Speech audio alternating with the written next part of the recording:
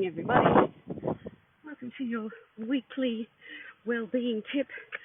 Apologies, I skipped last week. I was a little unwell, very briefly, and only very minorly, but it set me back a bit. So it's been a little bit of a frantic week this week. Got a pleasure to be here, and hope you've been having a great week. A couple of weeks since I've been on. The last time I was on, I mentioned that there were more dimensions to our well-being than we realise. Most of us are pretty quick to recognise our kind of emotional relationships affect our well-being, our mental health, our physical health. Those are fairly easily identified, but there's actually 8 dimensions to our well-being. And it can be really helpful to be aware of those, because sometimes we might have elements in our life that are affecting our kind of overall feeling of wellness, happiness, contentment, and they can be harder to identify.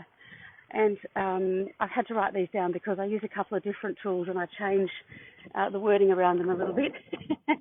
So they are physical, intellectual, social, emotional, spiritual, occupational, so the work that we do, whether it's a job or whether it's a business we run. And then a number of years later, after the original model had the 6 elements of well-being, there were 2 more added, and those are financial and environmental, being the physical environment that we're in. And that can be broader environmental if you have concerns about those sorts of things, but it can literally be your physical environment, your living environment, your working environment, wherever it is that you're spending some time. So those are the 8 dimensions of well-being. You often see them in a wheel where a really low rating on each measure is in the centre. It's a pie, essentially. And so a 0 rating in each measure would be in the middle. And on the outer circle is a 10. So what you do is you label each of the 8 pieces of pie with each element of the well-being, and then you put a line along the wheel. Hey, James! And you put a line along the wheel that corresponds to your rating as to how you feel that area of your life is at the moment. How satisfied with that area of your life are you in comparison to how you would like it to be? And inevitably, as you work your way around that wheel, it ends up looking a little bit unbalanced.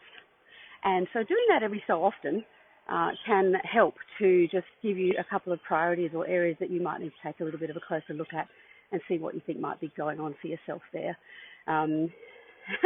Thanks, Jim. That's very sweet. And so, yes, otherwise also it can be helpful just to have them on a little list and just think through them. Okay, how am I on each of these? Is there anything here that, maybe I might need to have a little bit of a look at? So I won't bang on too much more for that today, but I hope that helps and gives you a little bit more insight into the holistic picture of what contributes to how we feel and how we move through the world. And have yourself a spectacular day and a wonderful week. And I will see you again soon. The only thing I'll say then is, let me know if there's any items or areas of well-being, and really anything that springs to mind that you'd like to know a little bit about. Please pop something in the comments, or if you'd rather it not be public, please feel free to DM me through Messenger. I'd be really happy. It helps me to know what other people want to know more about. All right, I hope it's not too windy. Have a fabulous day. Bye. Hi, Catherine. Bye.